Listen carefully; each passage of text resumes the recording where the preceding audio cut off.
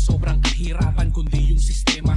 Kanya-kanyang girian, kanya-kanyang sisihan, na ang pinakabugat ay ang katiwalian. Basta nyo ang kalagayan ng ating kababayan. Ang dami-daming hikaho sa buhay at kabuhayan. Ang daming kriminalidad, kawan ng katarungan. Sa tuwing bubuhos ang ulan, baha agad sa lansangan. Huwag nyo sanang kalimutan na kayo ang nilagay na taong bayan para kayo po magsilbi nilang kamay. Subalit ang bakit nagtatanong kapansin-pansin ay sa halip na ginhawang hirap sakit ang binibigay. Ang realidad, hayag na yan ngayon. Dito sa ating bansa may malawakang korupsyon. Hindi na barya-barya, umabot na ng trilyon. Kaya ang taong bayan ay sumisigaw ngayon. Pakinggan nyo ang pagsigaw ng hustisya. Kung may investigasyon, dapat nakikita. Walang pinapapuran, walang tinatakpan, para magkaroon ng kapayapaan. Ang tingin ng bansa'y sumisigaw ng malakas.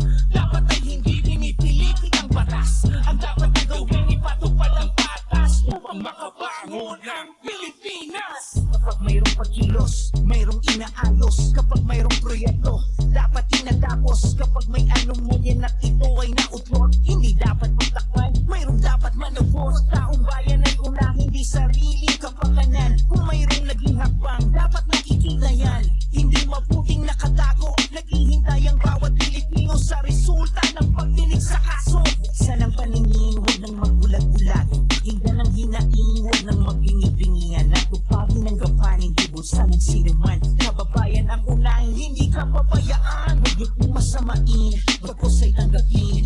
Ayaw po namin ang bansa na magulo. Ang nais po namin ang trabaho niyo'y gawin para sa mamamayang Pilipino. Pakinggan niyo ang pagsigaw ng hustisya. Kung may investigasyon, dapat nakikita. Walang pinapapuran, walang tinatakpan, para magkaroon ng kapayapaan. Ang tingin ng bansa'y sumisigaw ng malakas.